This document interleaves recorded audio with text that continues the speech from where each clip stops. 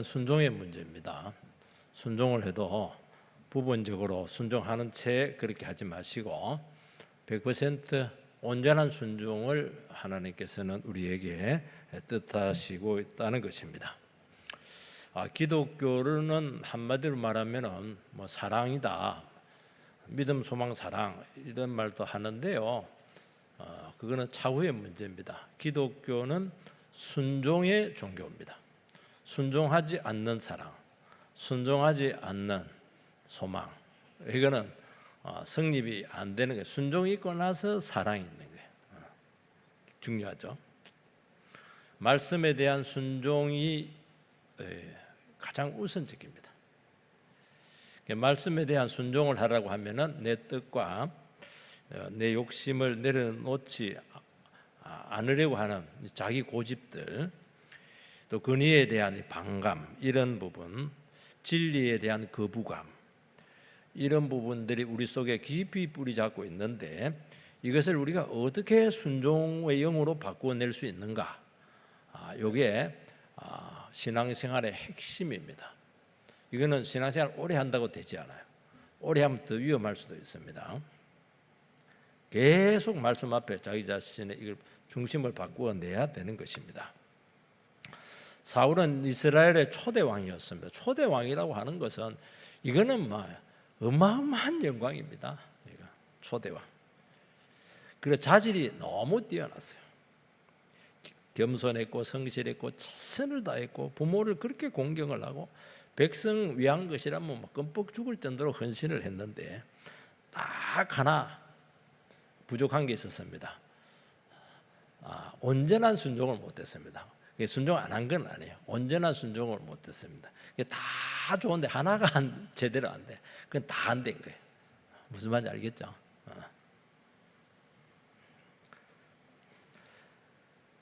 다 잘했는데 몇 가지 오늘도 보면 99% 잘했는데 0.01%가 그냥 조금 안 됐어요. 주님께서는 불순종했다. 그래서 폐위를 시킵니다.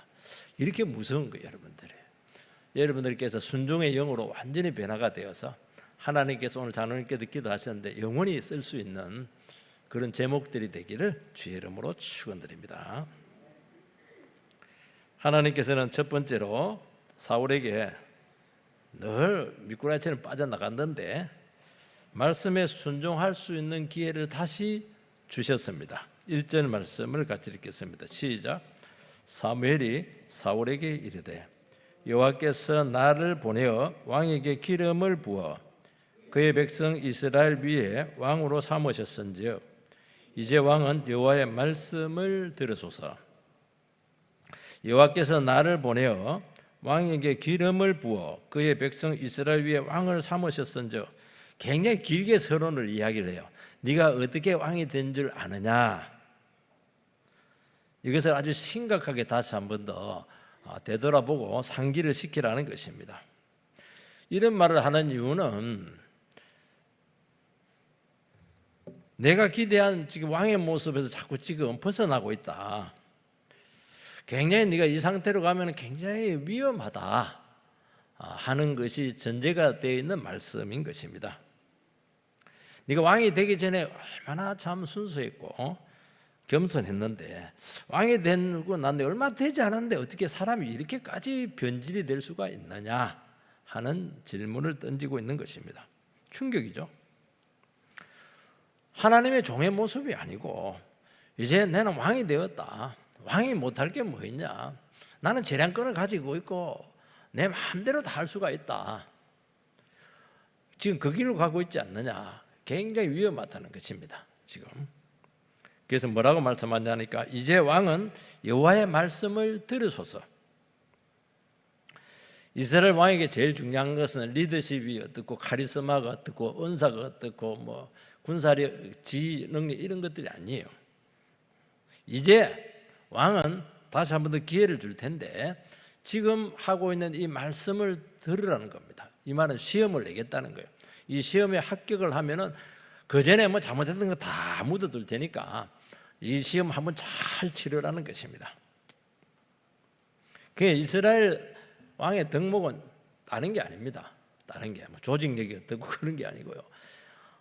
여호와의 말씀을 들을 수 있는 태도를 갖고 있는가 하는 그 질문을 던지고 있는 것입니다. 알다시피 다윗의 아들 솔로몬이 왕이 되고 난 후에 그는 일천번제를 드렸습니다. 하나님께서 네가 뭘 구하느냐 이렇게 하니까 지혜를 구한다고 했습니다. 왕이 하나님께 그게 너무 마음에 들었어요. 장수도 안 구하고 부귀도 안 구하고 권력도 안 구하고. 여기서 지혜를 구했다고 하는데 이 지혜라고 하는 말이 무슨 말이냐 하니까 말씀을 듣는 마음, 말씀을 잘 듣는 마음, 이게 왜 중요하니까 모든 지혜는 하나님을 경외하는 데서 나오는데 하나님을 경외하는 방법은 예배를 잘 드리는 것도 있지만 중요한 것은 경외하는 것은 하나님께서 하신 그 말씀을 귀담아 듣고 순종을 하는 것입니다. 이게 핵심이에요. 그게 지혜입니다.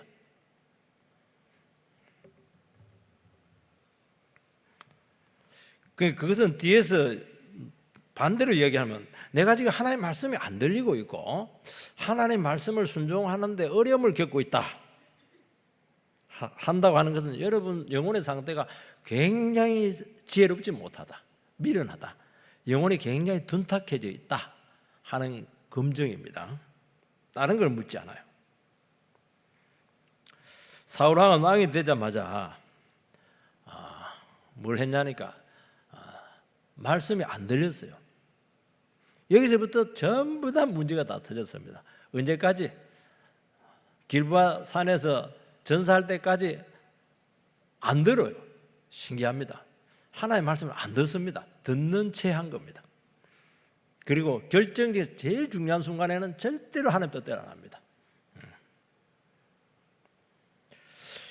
우리도 마찬가지예요.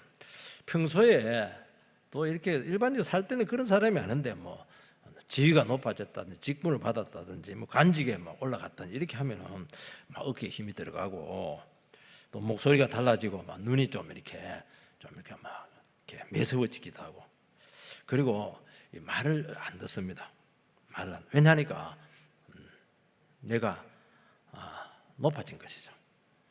여기서부터 모든 문제가 시작이 되는 것입니다. 여러분들 그때부터 실수가 이어지게 돼요. 그때부터 그를 통해서 문제가 되기 시작하는 것입니다. 하나님께서는 그동안 내가 많이 참고 봐줬는데 이제 마지막이니까 한 번 더 내한테 기회를 줄게. 그래서 뭐라고 하냐면 이제 이게 굉장히 중요한 겁니다. 이제 왕은 여호와의 말씀을 들으소서. 지금까지는 잘 안 되는데 들은 채 했는데 그리 하지 마시고 정말 귀담아 듣고 하나님의 말씀을 이번에 한 번에 온전히 내 마음에 딱 들도록 한번 순종을 해보라는 것입니다. 그러면 그 전까지 전부 다 묻어둘 테니까 지금부터 해나가면 된다는 한 번째다. 한 번이 안 되거든요. 한 번이 되면 두 번이 되고 두 번이 되면 계속 되는 거예요. 그러면서 역사가 나타나는 것입니다. 한 번이 안 돼요. 절대로 한 번이 안 돼요. 이제 여러분들에게 말씀드리고 있는 것입니다. 그 전까지는 모르겠어요. 이제 제대로 한번 말씀을 듣고 순종해 보라는 것입니다.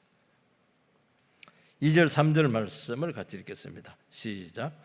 만군의 여호와께서 이같이 말씀하시기를 아말렉이 이스라엘에게 행한 일 곧 애굽에서 나올 때에 길에서 대적한 일로 내가 그들을 벌하노니 지금 가서 아말렉을 쳐서 그들의 모든 소유를 남기지 말고 진멸하되 남녀와 소아와 젖먹는 아이와 우양과 낙타와 나귀를 죽이라 하셨나이다 하니 하나님께서 사울에게 주신 말씀의 명령은 대단히 구체적입니다. 지금부터 말씀 한번 잘 순종해봐 그렇게 하지 않았어요. 굉장히 중요한 문제였고 이거는 정말 우리 영적인 삶에 있어서 이스라엘의 존속에 절대적으로 필요한 너무 중요한 것을 말씀을 했어요. 그건 왕이 그걸 해야 왕밖에는 이것을 할 수가 없거든요. 앞으로 잘해보자 그게 아닙니다. 여러분들 앞으로 잘해보자가 아니고 지금 이 자리에서 하나님께서 여러분들에게 구체적으로 말씀할 겁니다. 그거 하면 어때요? 그걸 제대로 한번 해보라는 거예요.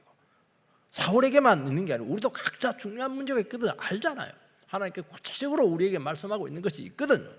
그걸 한번 구체적으로 변명하지 말고 뭐 이래서 안 됐다 그렇게 하지 말고 한번 죽었다 생각하고 한번 해보자는 것입니다. 얼마나 하나님께서 그를 격려하고 기회를 주었습니까? 핵심은 뭐냐? 아말렉이라고 하는 아주 잔인하고 끈질긴 이 적에 대해서 싸워서 이기는 정도가 아니고 전부 다 죽이라는 것입니다. 사람 다 죽이고 짐승 다 생명체는 다 죽이라는 거예요. 진멸하라. 이게 이제 구약 어려운 말 헤렘이다. 하나님께 바쳐졌다. 여리고성을 전리품 취하지 못하게 한 것은 그건 좀 하나님께 바쳐졌다는 거예요. 뭘로 바쳐졌습니까? 심판으로 바쳐졌다는 거예요. 하나님께 폐기 처분하려고 하는 것인데 아간이 그걸 가진 거예요. 폐기 처분하려고 하는데 그걸 가졌으면 자기가 그 같이 폐기 처분 당하는 거예요.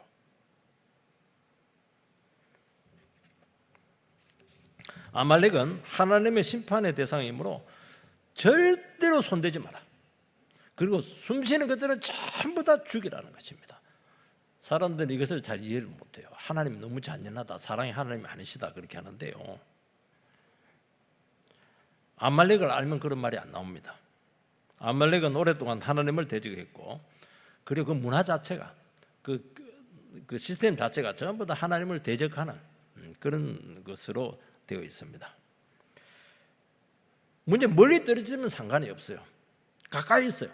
그대로 두면은 이스라엘 공동체가 물이 들기 때문에 반드시 공동체 정결성에 문제가 생기게 되고 그래서 아말렉에 간 그 심판이 이스라엘 백성에게로 돌아온다는 거예요.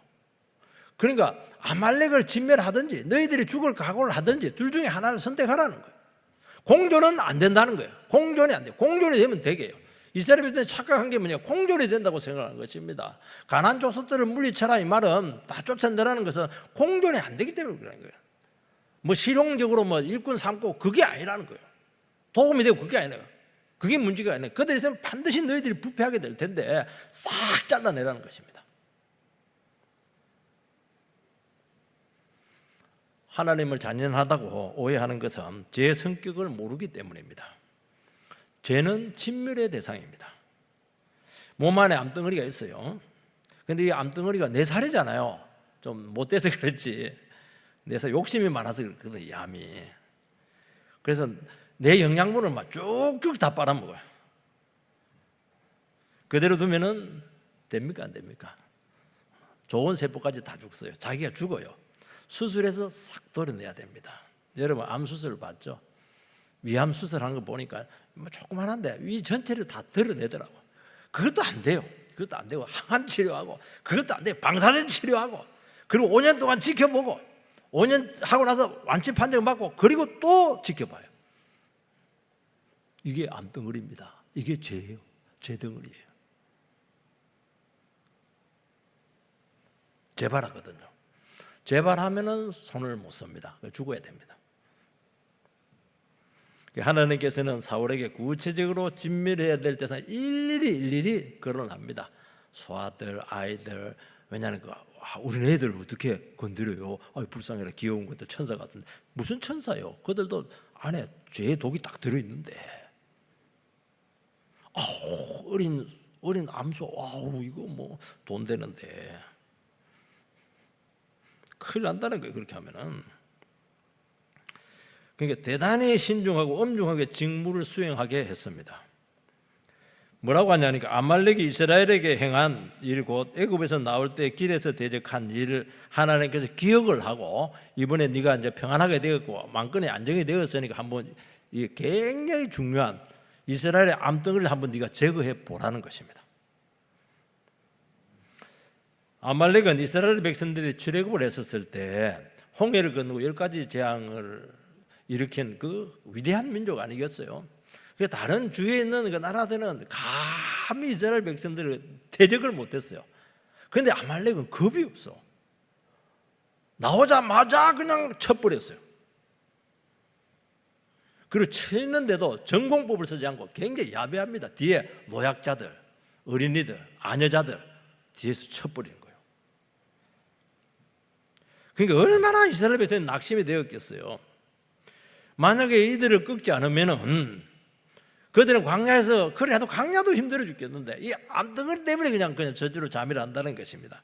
그래서 하나님께서는 아말렉과의 전쟁은 일반 전쟁하고 다르게 했습니다. 일반 전쟁 가서 막 깨부셨는데 그렇게 하지 않고 여호수아에게 가서 싸우게 하고, 모세는 산에 올라가서 손을 이렇게 들면은 이제 막 밀어붙입니다. 그리고 팔이 힘들어가, 모세도 나이가 많아요. 내려가면 밀리는 거예요. 그래서 나중에 신앙생활도 요령 있게 해야 됩니다. 딱 보니까 아론과 훌이 보니까 딱 원리가 나오잖아요. 오래 앉아 있다고 공부 잘 되는 거 아닙니다. 원리를 알아야 돼요. 공부 잘하는 애들 원리를 알거든요. 원리를 안다. 그렇구나. 둘이가 양팔을 딱 붙잡습니다. 그래서 계속 밀어붙여가지고 그냥 이깁니다. 그때 하나님께서는 아말렉을 저주를 합니다. 영원히 나는 아말렉과 대적이 되겠다. 그때는 결정적으로 결정타를 먹였는데, 그런데도 없어지지 않았어요. 또 나타났어요. 지금 또 나타났어요. 지금 난리를 지깁니다. 재발한 거예요. 그때 히스기야한테 또 칩니다. 또 다 없어지지 않았어요. 이번에는 어디에 나타났냐니, 에스더에 보면 하만이라고 하는 그 사람이 그 아각의 후손이에요. 오늘 그 아말렉 왕 아각의 후손입니다. 그래서 하만이 이 사람이 총리가 되고 이스라엘 전체를 몰살을 시키려고 하잖아요. 공존이 안 된다는 거예요, 이게. 그러니까 이 아말렉과의 전쟁은 영적인 성격을 띠고 있는 거예요. 여러분, 어떻게 마귀하고 제화하고 공존할 수 있겠습니까? 근데 문제는 뭐냐니까, 공존할 수는 없는데 붙어 있는 거예요. 근데 우리 힘으로 이길 수가 없어요. 이거는 손을 들어야죠. 기도로서 막 밀어붙이는 겁니다. 이것은 이스라엘 백성들이 애굽 땅에 있었으면 치르지 말아야 될 전쟁입니다. 예수님이 구원받았기 때문에 우리에게 이런 영적인 아말렉과의 전쟁이 있다는 것입니다. 우리는 구원받으면 만사형통이다. 아닙니다. 사고가 나요. 어려움이 생겨요. 질병이 와요. 그리고 옛 자아가 막 아직 남아있어요. 정욕이 남아있어요. 나쁜 습관이 남아있어요. 성격이 막 남아있어요. 엉어리가 남아있어요. 분노가 남아있어요. 이것을 성경에서는 육의 세력이다. 우리를 속박하려고 하는 육의 세력이다 하는 것입니다. 이것은 싸워야 된다는 거예요. 아말렉 전쟁처럼 싸워야 돼요. 기도를 하든지 막 금식을 하든지 뭐 그냥 예배를 드리든지 막. 그리고 문제는 한 번에 절대로 제압이 안 된다는 거예요. 이거는 계속적으로 싸워야 된다. 문제가 드러나면 계속 싸워야 된다. 그래서 이길 때까지 꺾으라는 것입니다. 우리 안에 지속적으로 살아나는 제 욕구가 있고 마음의 상처가 있고 썩뿌리 된 아마 여러분들 속에 있을 것입니다. 날이 희끄무리해지면 막 옛날 그때 나에게 못된 말한 그 사람이 생각이 나가지고 내 영혼을 그냥 지옥으로 끌고 가요. 이거 싸우라는 거예요. 이거 아말렉의 전쟁입니다. 팔이 아프고 힘든데 무슨 그런 소리 하냐고. 밑에 벽돌 갖다 놓고 들고 싸워라.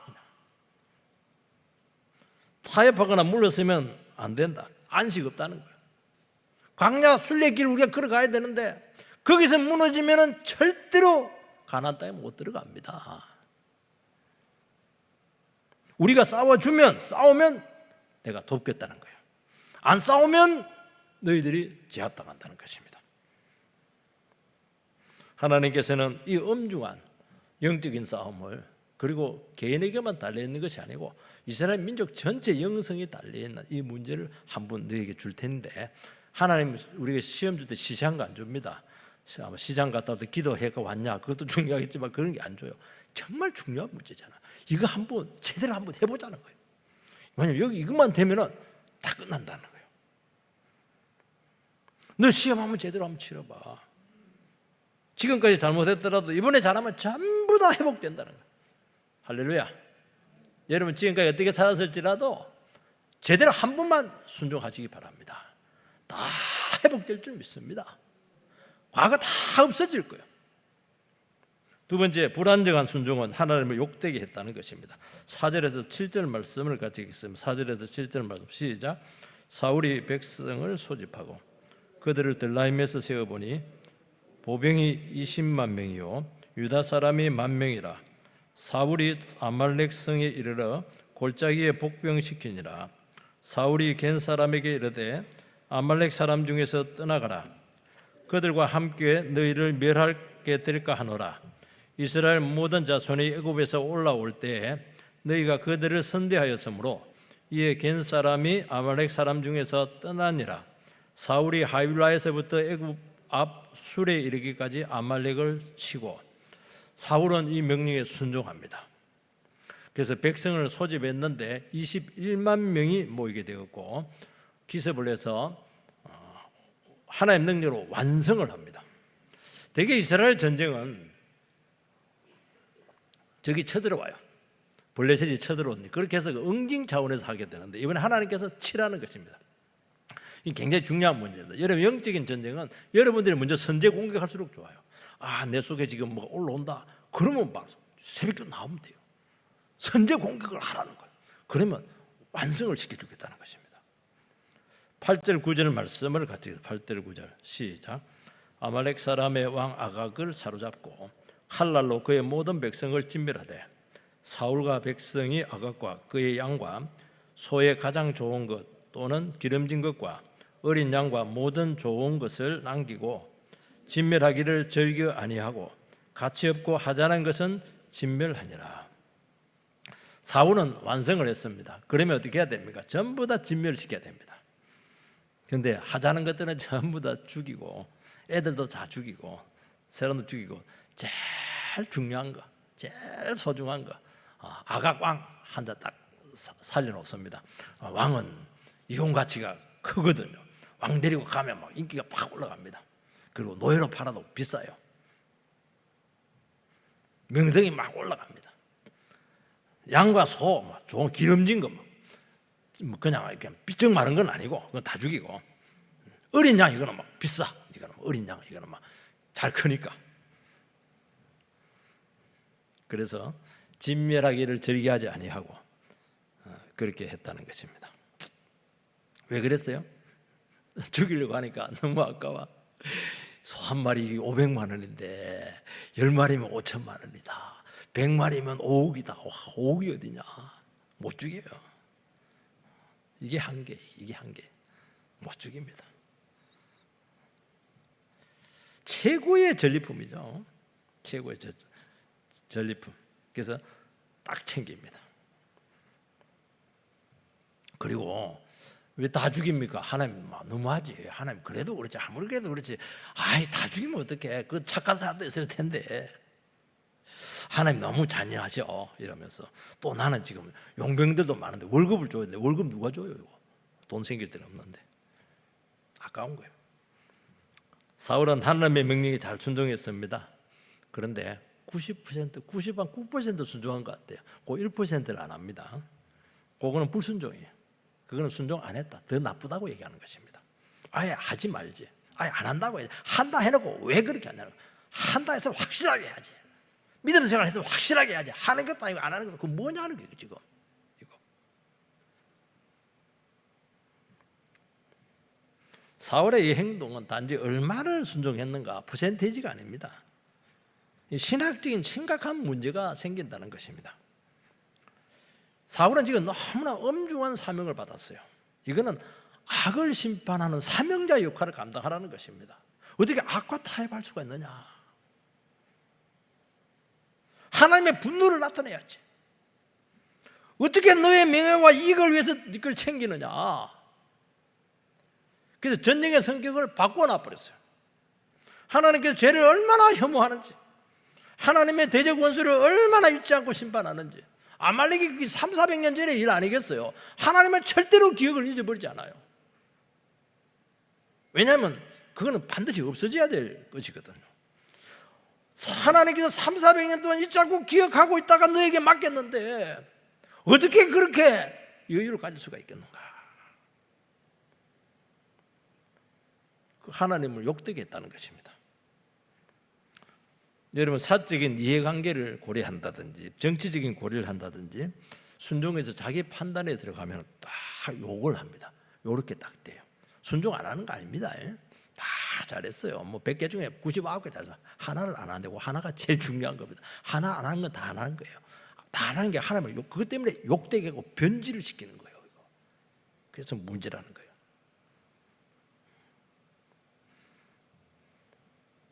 그래서 어떻게 해야 되느냐? 하나님 시키면은 이해가 안 되지. 이해가 안 되더라도 하나님 내보다 머리 좋다 생각하고 그대로 죽었다 생각하시기 바랍니다. 그러면 놀랍습니다. 이해가 돼요. 그리고 막 그때부터 역사가 나타나요. 그때부터 막 회복이 나타나요. 성령이 거기서 막 부어지는 거예요. 그래서 나는 저 신앙생활인데 성령 역사가 안 할까? 그 1%가 안 되는 거예요. 그 1%를 지금 하라는 거예요. 그걸 해야 돼. 마지막 제일 중요한 그걸 하라는 거예요. 그거 하면 터질 거예요. 안 되잖아요. 안 되잖아요. 얘기하지 말라고 그러는데 잘 될 겁니다, 여러분들.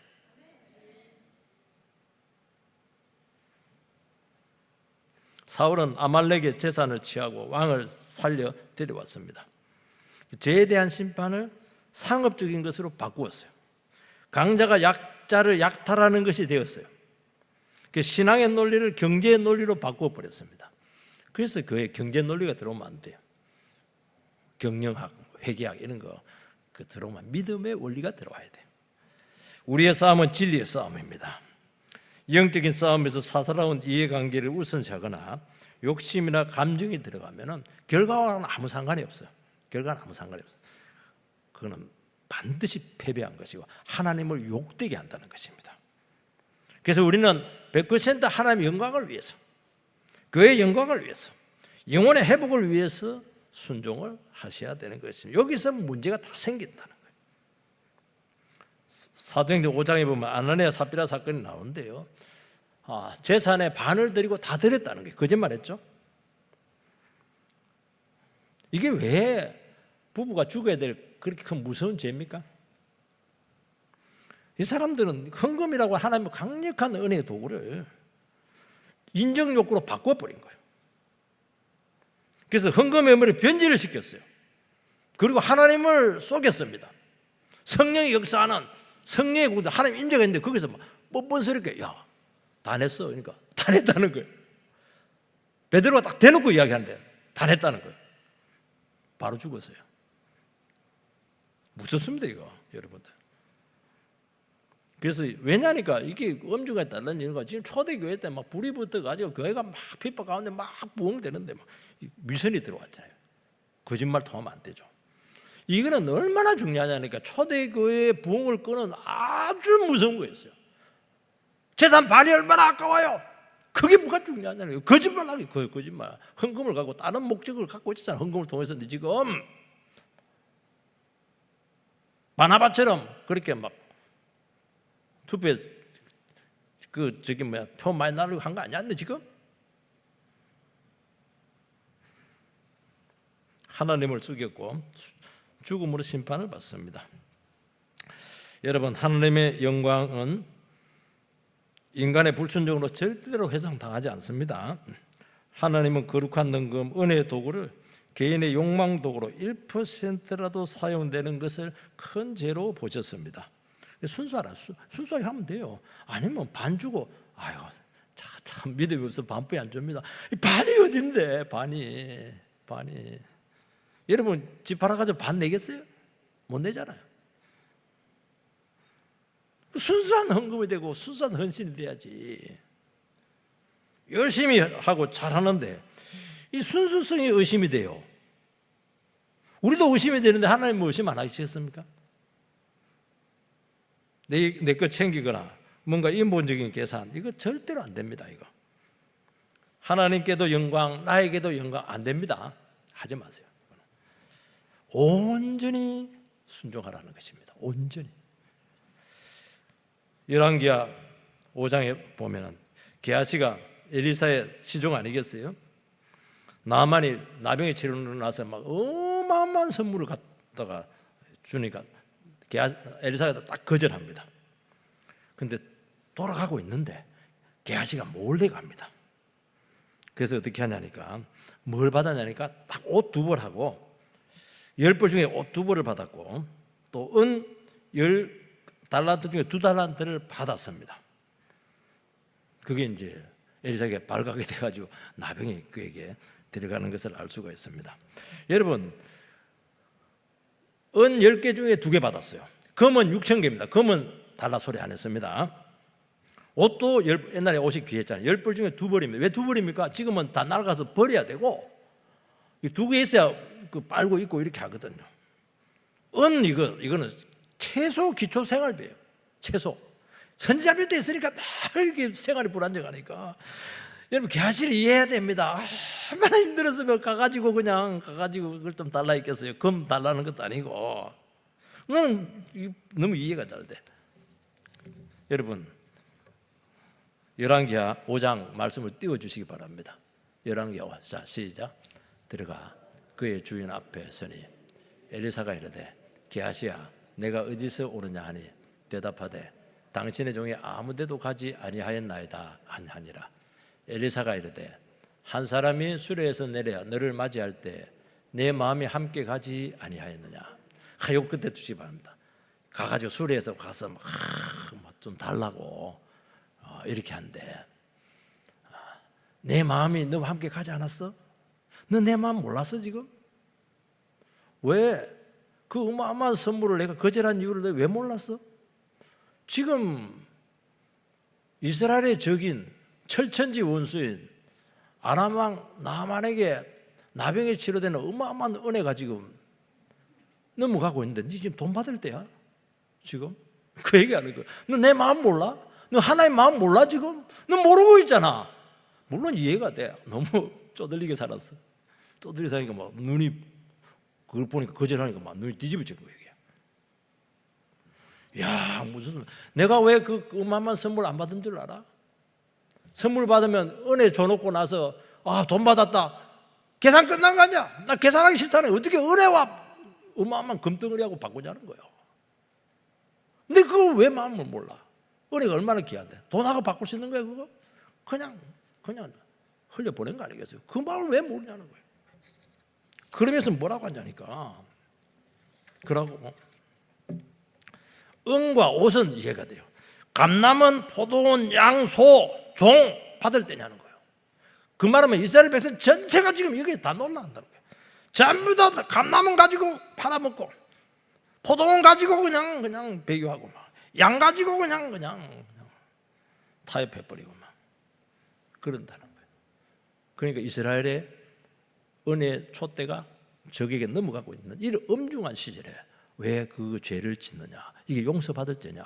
그래서 게하시의 나만에게 있었던 그 나병이 게하시로 넘어갑니다. 그 저주거든요. 마지막으로는 말씀에 붙들리지 않으면 불순종할 수밖에 없다는 것입니다. 11절 같이 읽어요. 11절 시작. 내가 사울을 왕으로 세운 것을 후회하노니 그가 돌이켜서 나를 따르지 아니하며 내 명령을 행하지 아니하였음이니라 하신지라. 사무엘이 근심하여 온 밤을 여호와께 부르짖으니라. 하나님 후회한다 이렇게 썼습니다. 이거 보면 하나님 실수했습니까? 괜히 그냥 세워가지고 내 고생한다. 하나님은 절대로 후회하시는 분이 아니십니다. 다 계획 속에 있는 것입니다. 한 번씩 자녀들이 속을 썩이면 부모가 괜히 너 낳았다. 그 말은 뭐냐니까 안 낳아야 된다는 거 아닙니다. 제발 내 말 좀 들으라는 거예요. 너무 말을 안 들어 뺀돌해가지고. 하나님께서 참 사울 후회한다 이 말은 사울 너 이렇게밖에 할 수 없냐? 내 마음을 좀 알고 좀 하나님 말씀 이 귀한 말씀 얼마나 중요하고 너를 얼마나 귀하게 생각했으면 정말 300-400년 만에 주신 이 명령이고 말씀 귀한 말씀인데 왜 이걸 가치를 모르냐? 좀 이번에 한번 철저하게 순종할 수 없었냐는 것입니다. 너 한번 죽이고 말씀에 순종하면 모두에게 복이 될 텐데 왜 딴 생각을 하고 딴 짓을 하느냐는 거예요. 이게 사무엘도 이해가 되지 않았어요. 인기가 뭐라고, 재물이 뭐라고, 자리가 뭐라고 하나님의 마음을 이렇게 아프게 하느냐는 것입니다. 좀 돈은 손해보면 어때? 기분 좀 상하면 어때? 자존심 꺾이면 어때? 폼 좀 안 나면 어때? 그게 뭐라고? 이 말씀의 엄중함을 양보를 하느냐, 이걸 지적하고 있는 것입니다. 주의 일을 하면서 어떻게 이득을 볼 생각을 하고 있느냐? 쓰인 것만도 영광이 되어야지. 필요하면 얼마든지 넘치게 주시는 분이시죠. 내가 그냥 가난뱅이냐? 12절 13절 같이 읽겠어요. 13절 시작. 사무엘이 사울을 만나려고 아침에 일찍 일어났더니 어떤 사람이 사무엘에게 말하여 이르되 사울이 갈멜에 이르러 자기를 위하여 기념비를 세우고 발길을 돌려 길가로 내려갔다 하는지라. 사무엘이 사울에게 이른즉 사울이 그에게 이르되 원하건대 당신은 여호와께 복을 받으소서. 내가 여호와의 명령을 행하였나이다 하니. 지금 사울은 얼마나 엄중한 사건을 저지른지 전혀 모르고 착각을 하고 있어요. 기념비를 세웁니다. 전쟁 기념비 세울 때가 아닌데 그 자기 이름 내는 거 아니겠어요? 사울이 지금 사무엘이 막 아침 일찍 왔으면 얼마나 밤새도록 잠 못 자고 막 너무 속이 상해가지고 막 아침 일찍 가가지고 막 이야기 막 경고하려고. 근데 사울은 막 잠도 잘 자고 막 의기양양해가지고 와 도리어 막 선지자를 자기가 축복을 해요. 반대로 얼마나 기분이 좋아요. 왜냐하면 순종을 잘했거든. 그래서 나는 여호와의 명령을 막 철저하게 행했다고 막 자랑을 합니다. 자랑하지 마세요. 하나님 다 아십니다. 나는 너무 신앙생활 신앙 너무 제발 좀 자랑하지 마세요. 그 사람은 순종 안 한 거예요. 순종한 사람은 그래 안 합니다. 늘 하나님께 미안죠. 늘 죄스럽고 더 못한 거 미안고 헌금도 더 못한 게 미안고 막 속인 그런 게 미안해. 그게 정상이지. 막 아니지. 자랑하잖아 지금. 착각도 너무 착각해요. 왜 그래요? 딱 이유는 하나입니다. 말씀에 붙들리지 않으면, 말씀의 기준이었으면 여러분 생각이 기준이 된다는 것입니다. 나도 할 만큼 했어. 나도 이쯤 하면 됐지. 얼마나 더 순종하라고, 얼마나 더 바치라고, 얼마나 더 헌신하라고. 잘했죠? 그래서 여러분들께서 충분히 일하고 잘하고 순종하고 신앙생활 잘하고 나서 그것을 끝나면 큰일 납니다. 다시 마지막 점검해야 돼요. 말씀 앞에 딱 자기 자신을 비춰봐야 됩니다. 누가복음 18장에 보면은 누가복음에 보면 12장인가 보면 종이 하루 종일 일을 했어요. 그 집으로 돌아와서 쉴 수 있겠느냐 못 쉽니다. 그냥 또 몸 빼입고 와서 막 주인 그냥 밥 차려주고 주인 다 먹고 설거지하고 그리고 나서 밥 먹고 그리고 막 청소하고 이불 깔아주고 수발 다 들고 그러면서 뭐라고 하냐니까 주인이 칭찬하겠냐는 칭찬 안 합니다. 칭찬 안 한다는 거예요. 그 정도면 칭찬을 안 합니다. 잠자기 전에 기가 막힌 거예요. 내가 종으로서 내가 이렇게 살아야 되나. 자기 점검을 하라는 거예요. 어떻게 이 종은 점검을 했냐니까 나는 무익한 종입니다. 내가 한 일을 한 것뿐입니다. 자기에 대한 냉정한 평가를 내리라는 거예요. 나는 무익한 종이야. 이 집안에 하나도 도움이 안 됐어. 막 그냥 월급 조금 주고 받고 이렇게 하고 말이죠. 그런데 본인은 착각을 할 수 있다는 게 점검을 안 하면 나 때문에 주인이 얼마나 혜택을 본 줄 아나. 이 집안이 나 때문에 그냥 일어서게 된 거야. 내가 돈 벌어줬잖아. 내가 아니면 이 집안 절대로 안 돌아가. 그래서 막 한 번씩 막 깽판 지기고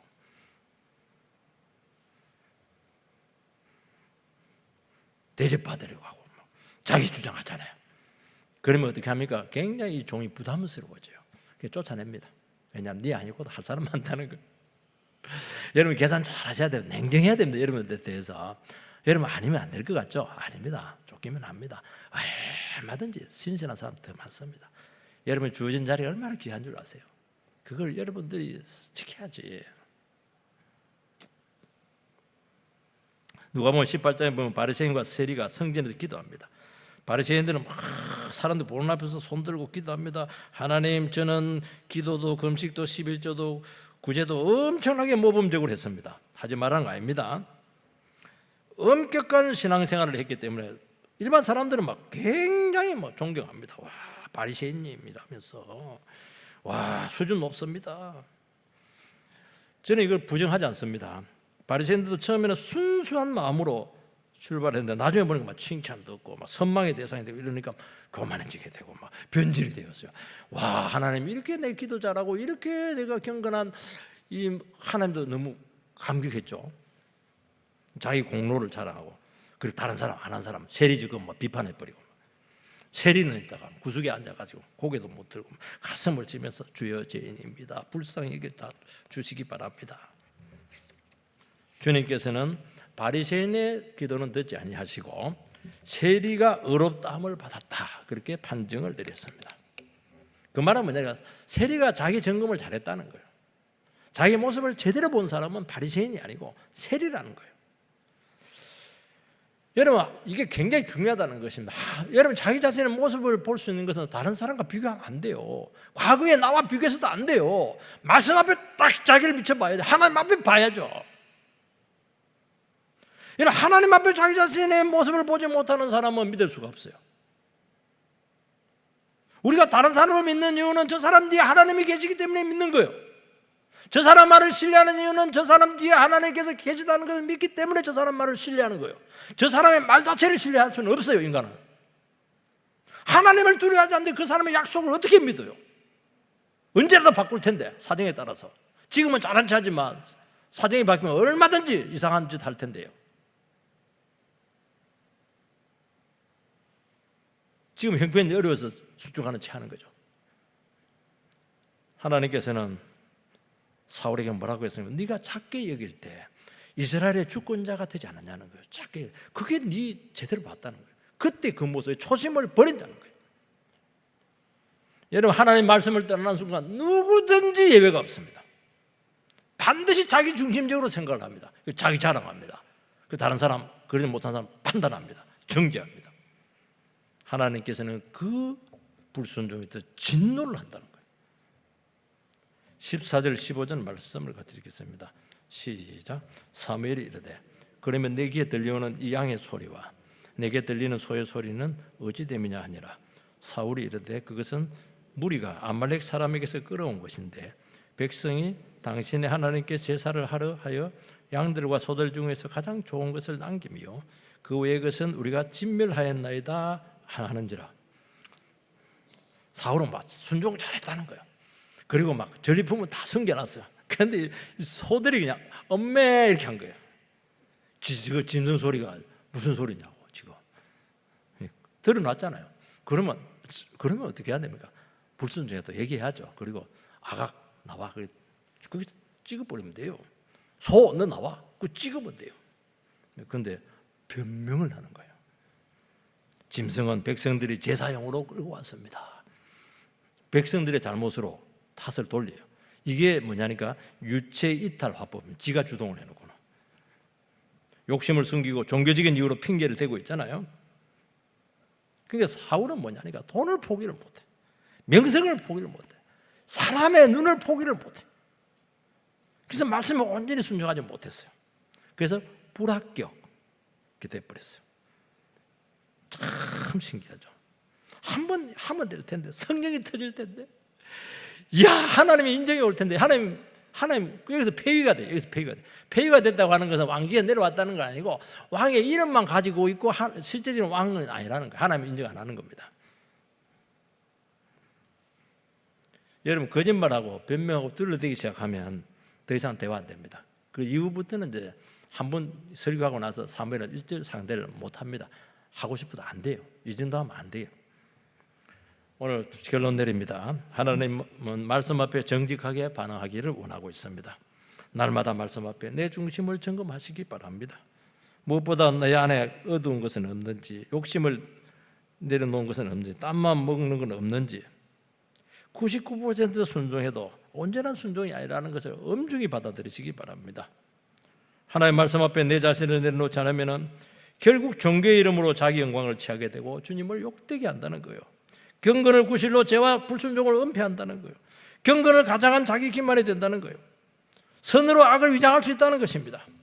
그래서 말씀 앞에 온전히 순종하는 성도님들이 되시기를 바랍니다. 저는 우리 교회의 모습을 바라보면서 저도 마찬가지겠죠. 처음에 이분들이 얼마나 순수했어요. 얼마나 복음적이었어요. 그런데 막 교회가 커지고 사람들이 생기고 헌금이 많아지고 성공하고 그 막판에 다 무너지는 것을 봤어요. 나중에 다 복음들 포기한 줄 알았더니 돈도 포기를 못했어. 교회도 포기를 못했어. 아들도 포기를 못했어. 교인들도 포기를 못했어. 교회 말아먹고 있잖아요 지금. 다 가지려고 욕심이 많아가지고. 이게 어디서 왔어요? 어느 순간부터 주의 종이 하나님 말씀 앞에서 설교는 잘하려 했는데 자기 자신의 점검을 못했다는 거예요. 여기서 실패. 그래서 변질이 온 겁니다. 여러분들 안에 말씀이 펄펄 살아나서 하나님 앞에 어떤 것도 숨겨지지 않는 거룩한 주의 종들 되시기를 주의 이름으로 축원드립니다. 기도하겠습니다. 거룩하신 하나님, 은혜를 감사를 드립니다. 우리에게 엄중한 말씀으로 주신 줄 믿사오니 이것을 가슴 아프게 듣고, 하나님, 나는 사울이 아닌가. 참 사울이 얼마나 잘했어요. 근데 하나님 그걸 원치 않았어요. 하나님, 우리의 중심과 태도를 다시 한 번 더 점검을 해서 어차피 한 번 신앙생활 할 텐데 목숨 걸고 주의 뜻대로 말씀대로 순종할 수 있는 은혜를 주시옵소서. 예수님 이름으로 기도합니다. 아멘.